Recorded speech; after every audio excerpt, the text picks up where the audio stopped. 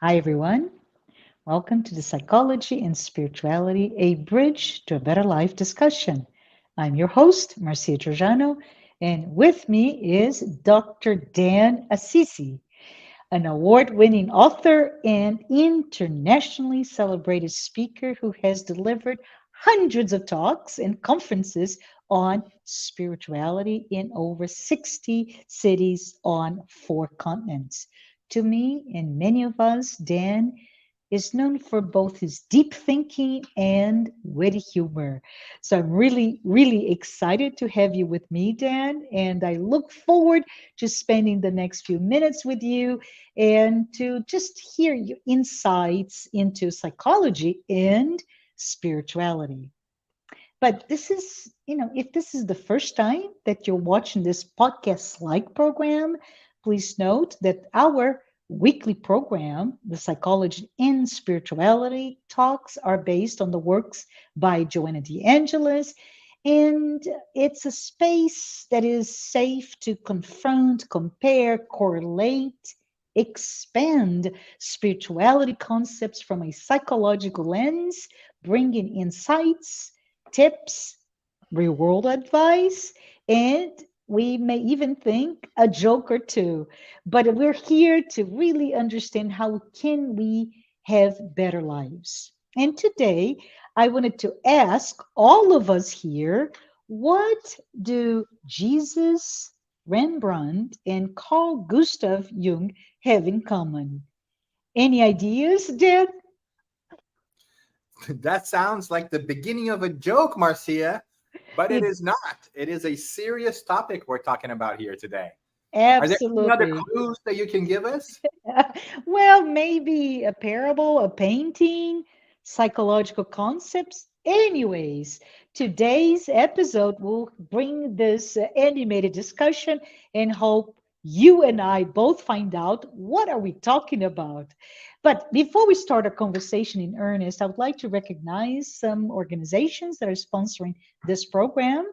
They are AMI Brazil, the TV Mansão do Caminho, the International Spiritist Council, and the United States Spiritist Federation. Make sure you hit subscribe if you haven't already done so. And if you'd like to check us out, please do reach us at spiritist.us. If you have any questions, any feedback, criticism, anything, let us know. Just use the chat window. If we don't have time today, we will address them in the future. So, Dan, are you ready to start with this joke? No, conversation about Jesus's words and parables? What do you think? No, but let's do it anyways, right? I think that I just want to start by saying how great it is to be able to talk with you again, Marcia, and also to be able to have a chance to share some thoughts about this important topics that have great impact for our lives. So I'm really excited about our conversation tonight. So let's go ahead and get started. Tell us about a certain parable that Jesus gave it to us several thousand years ago, right? Indeed, and one that keeps echoing through the ether, so to speak, and I think speaks greatly to my heart. And one of the things that we've been talking about and reflecting a little bit on is this incredible story, this parable of the prodigal son. I think we all know this parable. It shows up in the Gospels, and we know that this is a story about a son that decides that life at the farm with his father and his other brother is not enough for him.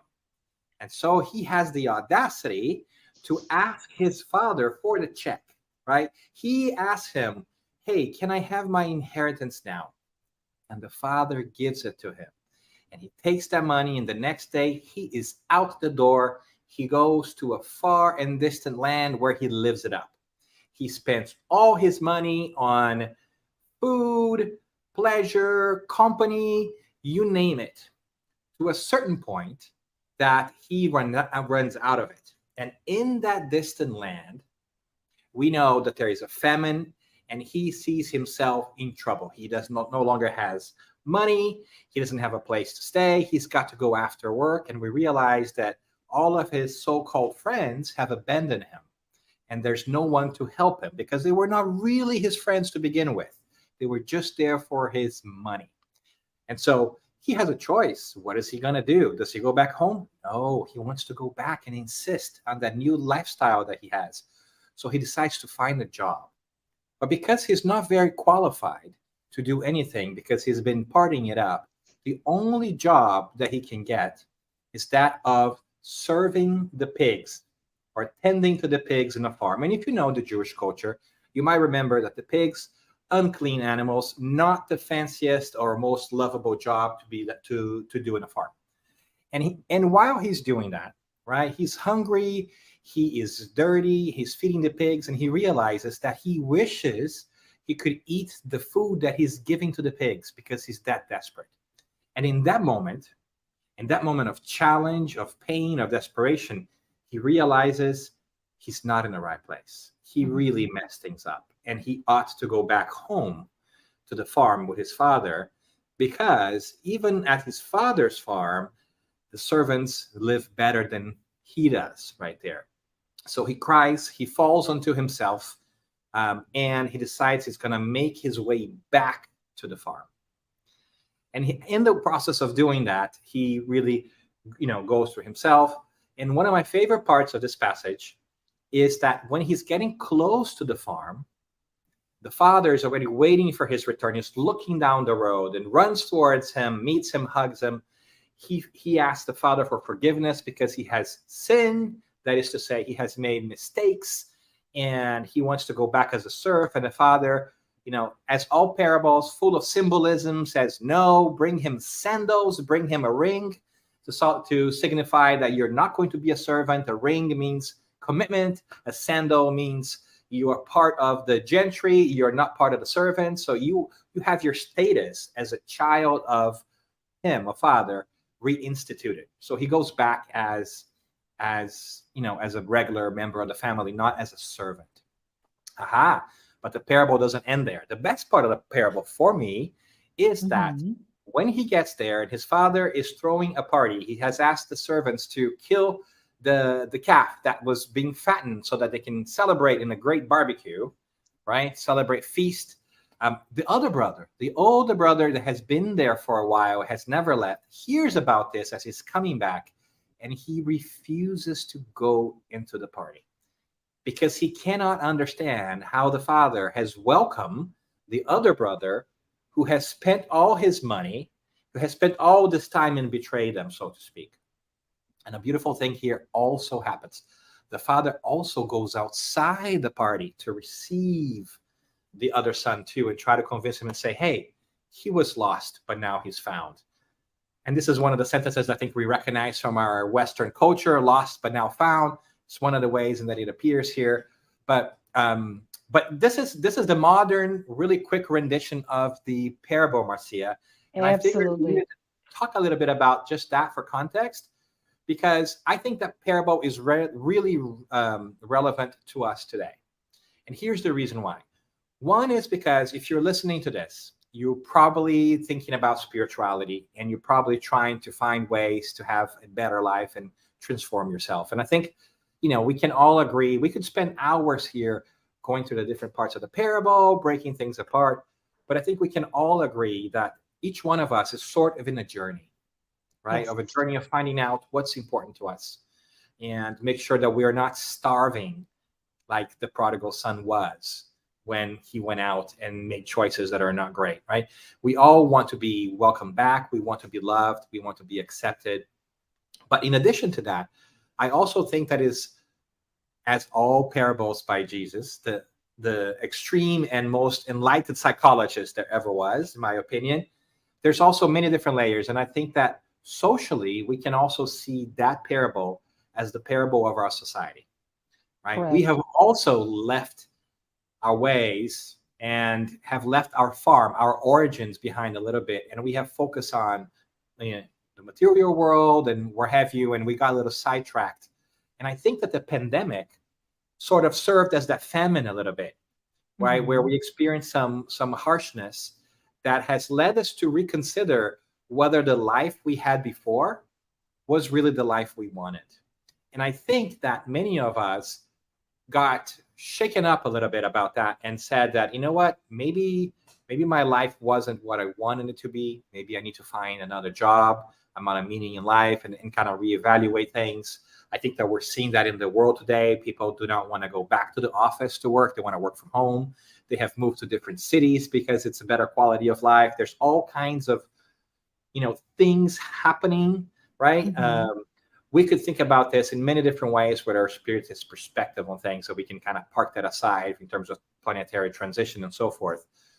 But what I think is really cool too, Marcia, is that we generally focus on one of the kids, right? We focus on the child that went away from the farm. Correct. But if we pay attention, we also see that the second one that stayed behind was also not very accepting at all. He did not accept his brother back. So I think it's a parable of two brothers then. It's really not of one brother. We need to go back, right? To say, let's rewrite the title of the Right? parable. It's Right. the parable of the two sons. Of the Absolutely. two Yes. prodigal sons, Yes. right? Because both of them are prodigal son in different ways. One, obviously, he was young and foolish. He chose to go out and live it up in the world and appeal to his senses, right? And have pleasure, women, drinks, vices, whatever you have, things that we have done too. No judgment there. But the other one who stayed behind, when the brother came back, he did not want to accept him. So whereas he has not gone out, has not lived it up, right, like the other brother, he also stayed home, and his ego was high at play. On both cases, right? On Dan, both cases, right? if we just stop a little bit here, because I really want us to wrap this up and go into that certain character that I said, Character right? there, right? The Rembrandt character. So we'll park there. But what I think about this thing is beautiful is that this parable touched a certain painter in such a way, Marcia, that may I bring it up? May I bring it up? Please do it. Let's do it. This is the star of the show. This is the star of the show right here. Yes. So who is this painter, right? So Rembrandt, who's an amazing painter, and this painting specifically is in Russia, in St. Petersburg, in the Hermitage, and has brought us this amazing rendition of what we're talking here in terms of the return of the prodigal son. And we can talk later, Dan, on the ego-centric from both of the sons, of the two sons. But can we start to tie in the actual narrative, the context, which is the narrative of the parable, the painting, and how would that translate into some very interesting and needed definitions of animals and anima within Carl Gustav Jung's concept? Yeah, and this is what I think is really fascinating, because, I have to tell you, I had looked at this before, this painting, and didn't really pay much attention to it. But after this parable, and after a nudge from a friend, I realized that Rembrandt was onto something here, because this is one of the paintings that by the end of his life, he's really thinking about different things. He's an incredible artist, which for me is slightly synonymous with medium as well. That's a different conversation. But let's look at this picture. We see here two people in red, draped in royal colors. One is the father, who is holding and welcoming the prodigal son who is returning in tattered clothes, right? And the other one on the side is the other brother. And also there's some witnesses and some people watching. Again, spiritually speaking, we can have a conversation about that. But let's spark that. But here's what got me, Marcia, which I thought it was amazing. If we look at the back of the prodigal son who is embracing the father, and we notice the two hands of the father, if we were able to zoom out, which is a little bit hard to do here on our feed, I don't know how to do it. My apologies, everyone. Well, I think that people can go out and search for Prodigal Son, Return of the Prodigal Son, and find this picture, right? Hmm. And we can notice that the two hands of the Father are different. On the right side, we have a softer hand with longer fingers, more conducive to what we normally would think of a woman's hand. If you cover, in fact, the rest of the Father with your hand as you're looking at, and you look just at the hands, that division, that distinction is made more clear. On the other hand of the Father, and this is not a play on word, I'm really saying on the other hand, right? We see a more masculine hand. We see a hand that is thicker, more like has been working on the field, that we would normally associate with a male figure. Even the colors, right, Dan? One is Yes, much softer and pale, and the other one, it looks like somebody who's been in the sun and working in the fields, for example. for a little bit, right? And so, how can it be that someone can have two different hands? And that is when we begin to think about Jung, right? Because I think what Rembrandt is sending us a message here that, obviously, I think by now we can agree that most of us would think as the Father in the farm as this idea of God, right? Spiritually speaking. But here there is two manifestations of the same God. There is a masculine and there is a feminine. And both of them are embracing the return of the prodigal son. And I think that is really something for us to ponder over, because traditionally, as this is in this, this parable and in the world that we live in today, to this date, we have a bias towards the male energy in many different ways. We think that that's the model for success and so forth. And so we talk about the father being the God, but we seldom talk about the mother being the God or the Hmm. goddess, right? Hmm. But here, I think that there is a very interesting question that is raised up to us as what is the role or the feminine in the masculine, and what is the role of the masculine in the feminine? And how does then this sit with us? Because what Rembrandt is doing here, he's doing that entire parable in one picture. Correct. And in there, he's able to tell us there is a feminine side of divinity or some sort of energy that is feminine like, right? And that is a complicated topic to go into, because I want to make sure that people understand that we're talking about ideas and concepts and not necessarily gender, right? Hmm.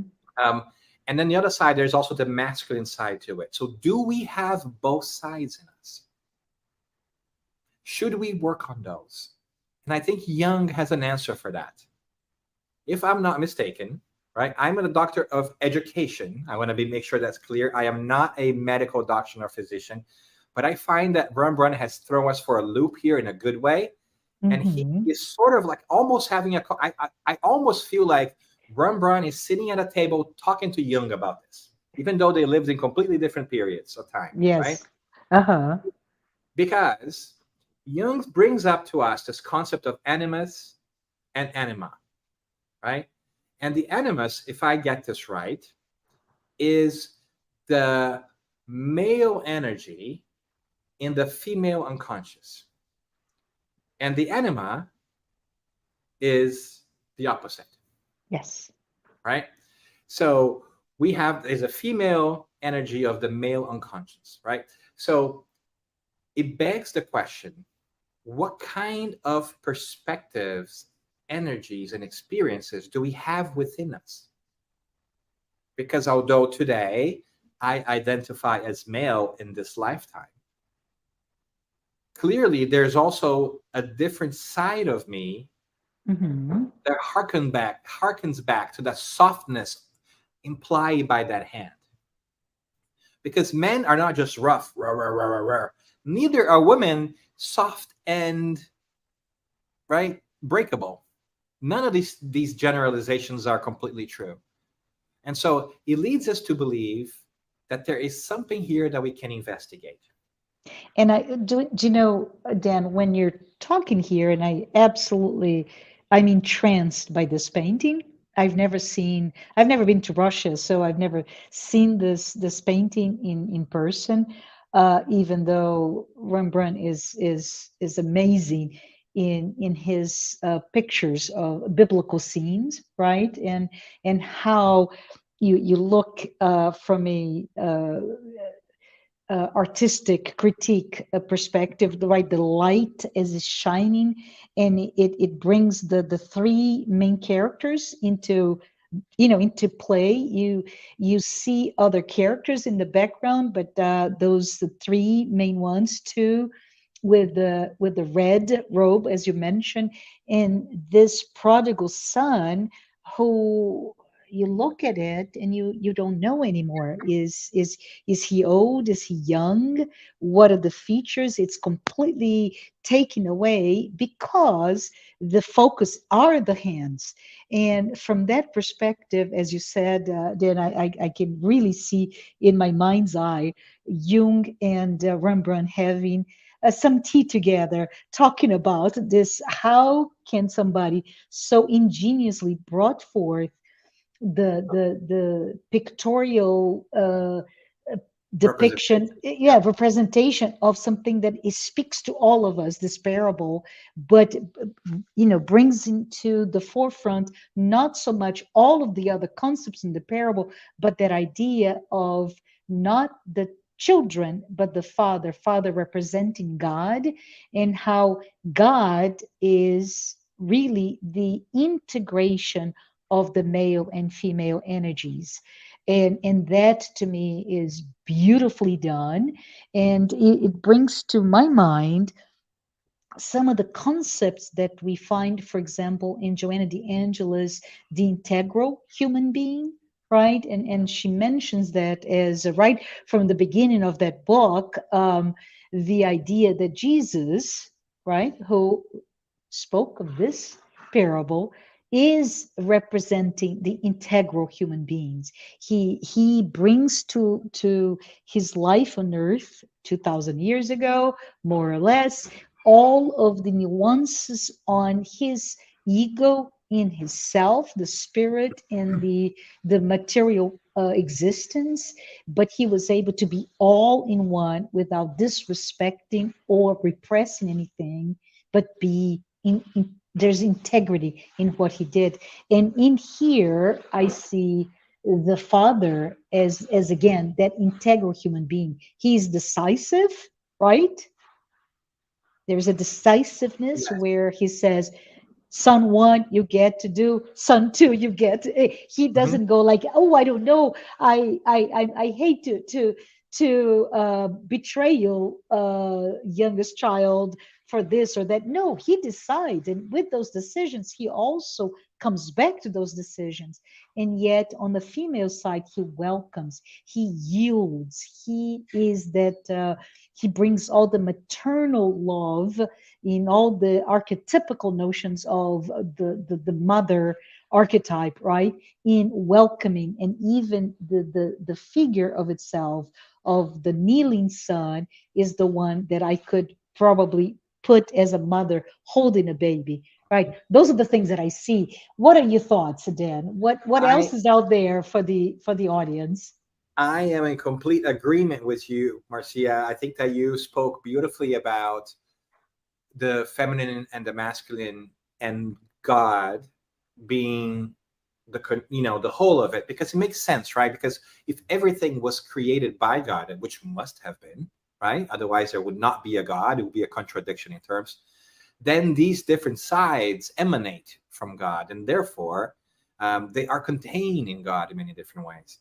I love that, because I think you're also very on point with your description of the Christ, which sometimes I call my older brother Uh-huh. JC, because I think that he's I think we see that whenever we start to read the four Gospels of the New Testament, we see him more clearly if we have eyes to see, to steal some of his own sayings, that he really empowers others to do things, but is also very caring, right?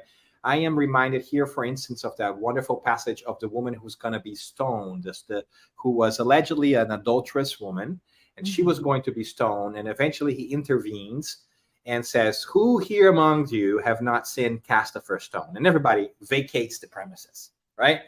And then he turns around and he tells her, because as a teacher that he was, he always asks questions, right? And he says, "Woman, who here has condemned you?" And she looks around and says, "No one," because they all left, right? And then he says, "So neither do I." So he forgives her, right? So he embraces her, almost like the female side comes in and saying, "I'm accepting, I'm embracing you." Then he goes, "With all the love in the world, go, but sin no more," right? But it's also assertive, just like you were saying. Yes. But there's also the firmness of saying, "Yes, you are forgiven, but don't do this again," right? It's not going to benefit you. So I think that we see that constantly in this picture here. It's so beautiful because, just like you said, the lighting here is awesome. So not only does it bring Father the Father, which is not portrayed as the stereotypical strong man, but rather a man that is embracing and caring towards the son in the hug, that it would be not as compatible with the times, right? Because if we think that our parents have trouble showing, affection to us, right, because of the culture of their times, how he was 200 years ago, 300 years ago, right? Yes. So Yes. this is really something special. There's many different things in here. The fact that we can't see what the son looks like could very well be a daughter, right, from where we're looking. And how the light really shines on the father, that almost as if the light came from the father, right? It's that. So there's so many wonderful things that really leads us to that question of, how am I taking all of this in and exercising in me both energies, Yes. Yes. right? And maybe that's what I would like for us to spend the next few minutes. And I don't know, I'm going to remove the photos so we can just not focus so much on Rembrandt, but talking about perhaps those concepts, right?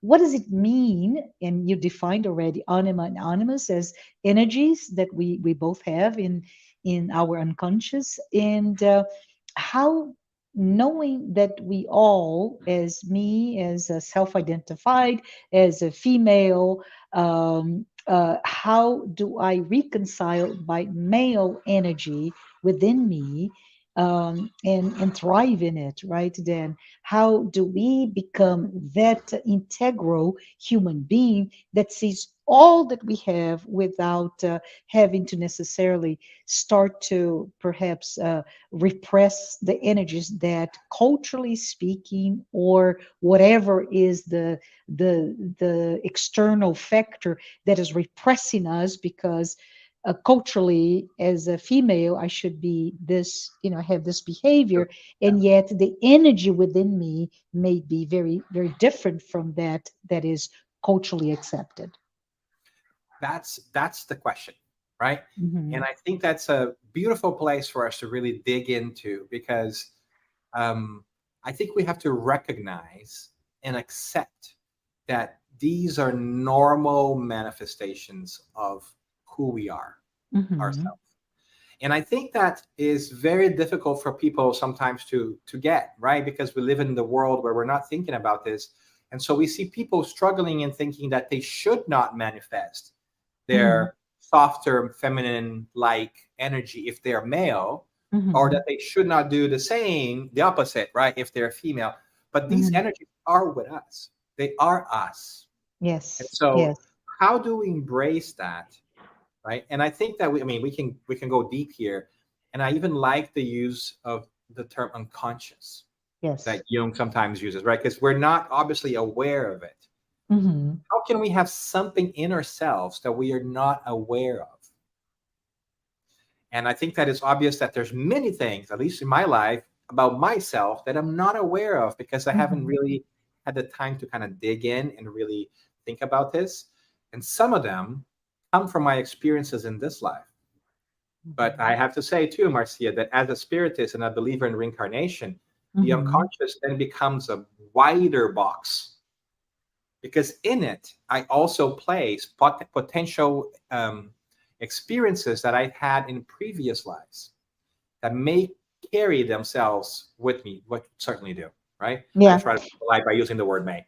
And Yeah. so that becomes a whole different thing, right? Yeah. But it's still there. So I have several concepts here. So just to get us in the same playing field, right? Number one, you talked about conscious, unconscious. We may talk about self, right? As Joanna de Angelis brings self with a capital S, and Jung also brings that idea of self as the spirit that inhabits this body. So the center of our conscious, our ego, the center of our unconscious is our self, and how we should align those two, because both of them, sorry, are part of who we are, right? And in many in many sources in the literature today, we can find the idea that we have to eliminate, we have to kill the ego. And no, you don't see that in anything from Jung or Joanna de Angelis, for example. On the contrary, is really accepting all the nuances of the palette of who we are, the different colors, the different textures of who we are. This is that alignment of a whole versus parts that we can see in our very myopic viewpoint of who we are. And so that's one concept. But the other concept that you brought forth here is when we talk about um, understanding who we are, and I just think in terms of Freud and Jung, how they were once upon a time great collaborators, and they moved apart when Jung brings the whole idea of unconscious, and not only just unconscious, but the personal unconscious and the collective unconscious. And you're like, whoa, what are we talking about here? And then comes in, I was like, wait a minute, we have a third layer of that discussion, which is in the sense of reincarnation as a spiritist, right? This is a spiritual discussion here. In that sense, not only we bring our personal unconscious of this incarnation and our collective unconscious of this generation, but we have the entire archetypical heritage, this all this that we bring for when perhaps we were 2000 years ago Mhm. those who betrayed the this is a parable, of course, the father, by saying, Father, give my inheritance, I want to move away and I want to use all the fruits of your labor before you even die. And there's so many meanings into that request, right, Dad? But so back to what I was saying, we have a very material Perspective. definition, right, of who we are in terms of the anima and the animus. We have that concept of we are more than our ego. We also have that personal and collective unconscious, and then we have that layers and layers of earlier lifetimes that we bring with us, Mhm. and the conflict perhaps that all of those come to us. So it brings back to what we were saying earlier. So, what does it mean Mhm. to be perhaps this father like figure that embraces the feminine and the masculine, but also embraces all in between who we are Yeah. as the kneeling son? Go Oh, ahead. so good. So many good things here. Okay, I feel like I Mhm. got to prevent myself from jumping in, because one of the things that I love about what you're saying, Marcia, is that once we hold on or accept or welcome the concept of reincarnation into our thinking model, then it becomes easier, at least for me, to understand why we would have those other energies within ourselves. It would True. be interesting to understand why is it that as a man I might have anima, which is right the Mhm. female unconscious energy, because I might have, I for sure did, have Mhm. had previous incarnations in which I had lived experiences as a woman. So I Mhm. carry with me these experiences. And just like you said, the experiences of past generations and civilizations and so forth.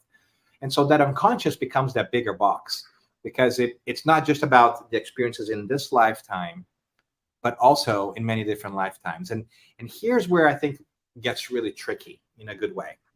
I think a lot of it, and I love that you touched upon that, is about self-acceptance. Yes. Because many of us want to deny that side, or deny those experiences or those feelings or those even memories or what have you. But we cannot be whole if we don't embrace that.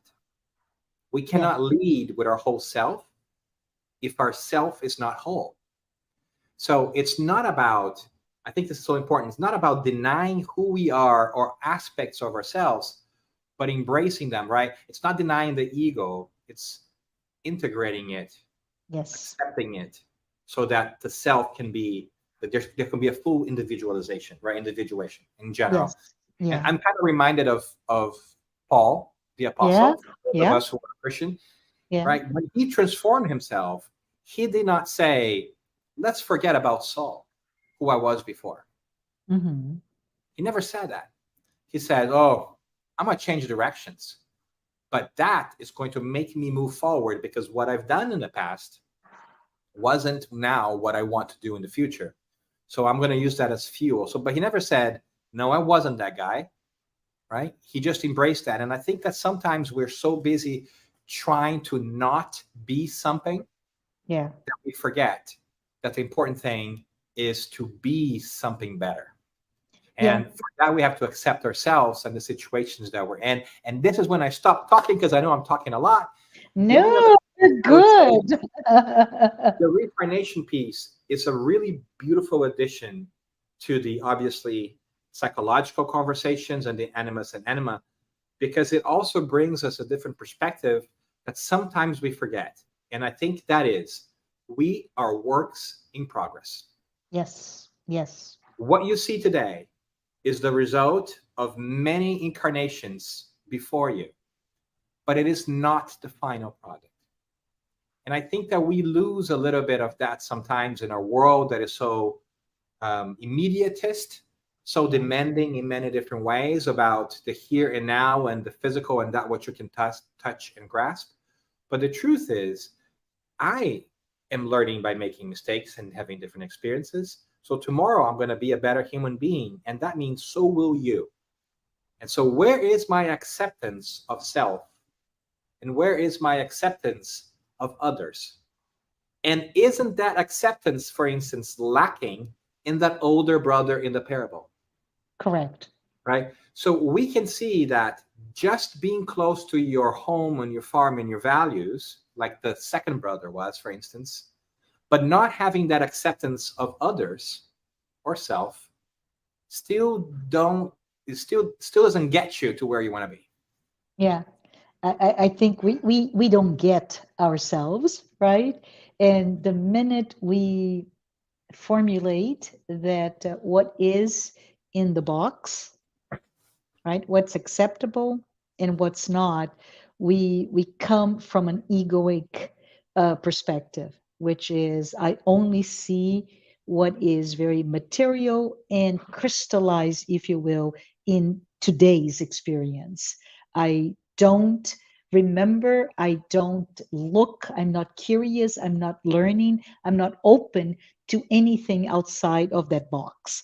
And I think this discussion here, then, if I may, is one that really brings that note of let us all be aware that we are more than what we seem, but this is really an invitation to for all of us to be more yielding and forceful in our decisions, in how we live our lives, in how we welcome back those potentially that seemingly betrayed us by leaving, and those who seemingly betrayed us by staying, right?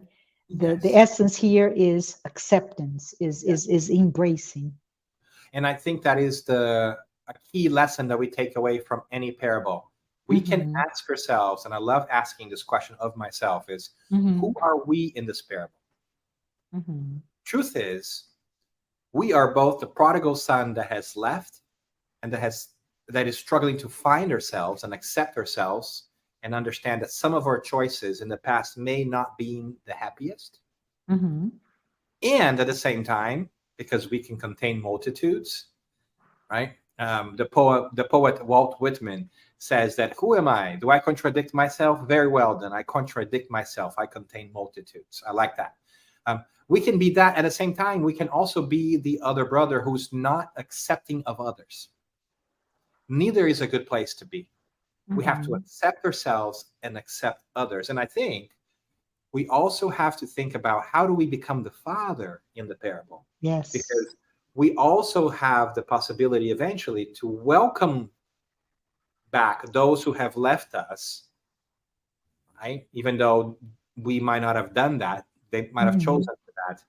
And Yeah. to also go out before we don't have to wait for them to come back. We can meet them in the way back. And what such poetry in that, I think. Yeah. But it makes me Absolutely. think, how are we accepting ourselves and who we are? And how are we accepting others?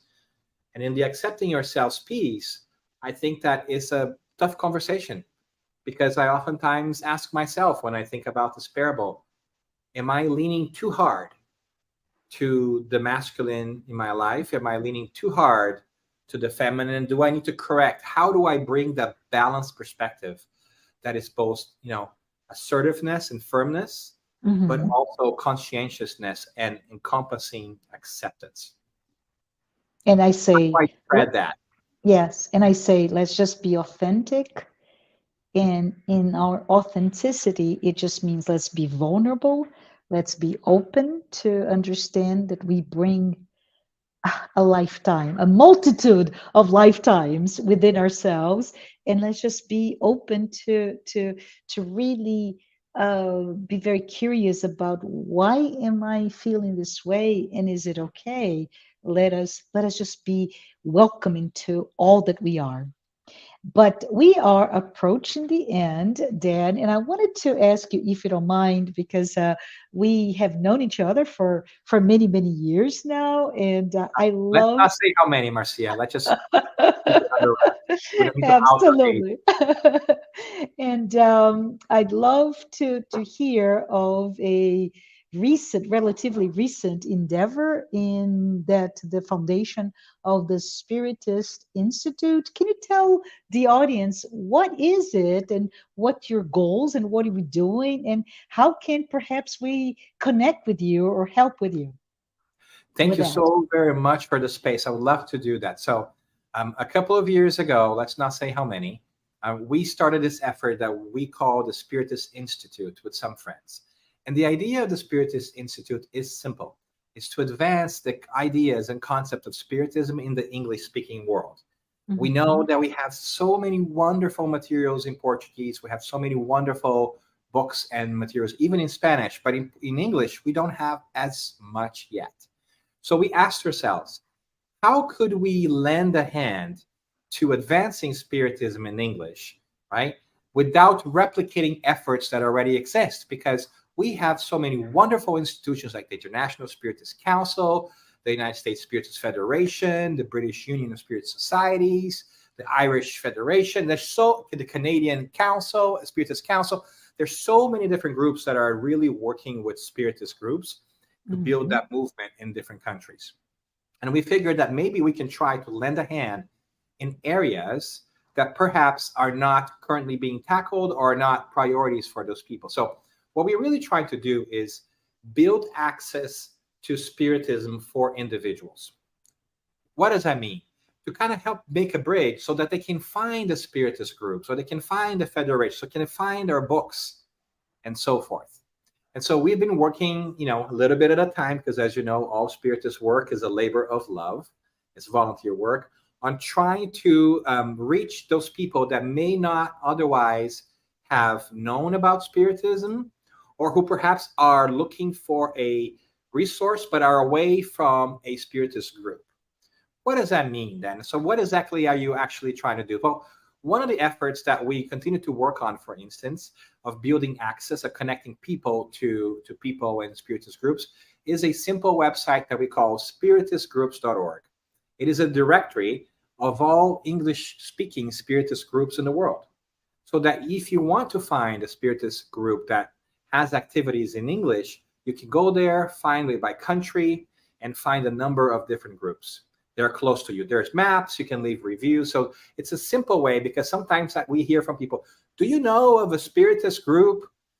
And near so and so, it comes from like text messages or so forth. So we want to make that easy. Another effort that we're doing is to do the same thing with books. So we also have one creatively named spiritistbooks.org, where we try to get all the books from different publishers and just place them in one website. You won't be able to buy a book there, but you find links to the individual publishers where you can get those books. Because so that the user, the individual person, can find a list of everything that we have available in English.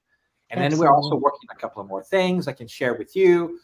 We're working on putting together a Spiritist Day of Service, of community volunteering, so that we can all volunteer across the world on the same day to show that Spiritists are committed to helping our society and also to have fun and meet new people. And we also have a podcast, Spiritist Conversations, that's about getting foundational things out there. So we have a couple of different efforts. We are also working on donating Spiritist books to public libraries here in the United States so that people can have access to it. Because if they don't know it exists, then how can they learn about it? So we're doing a couple of things. And if people want to help, we would love their help. SpiritistInstitute.org or any of those websites. And thank you for the space.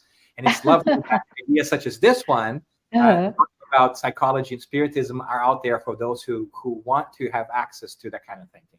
Yeah, absolutely. So with that, I think we are indeed at time, Dan, and I just want to say thank you. Thank you for joining me in this discussion. We both love the parable of the prodigal son. It seems that we both fell in love with Rembrandt's rendition in the painting, The Return of the Prodigal Son. And we are both very much in tune with the teachings by Gustav Jung. And with that, I just say, I hope to see you next time, next week. Thanks, everyone. I appreciate you. Bye bye.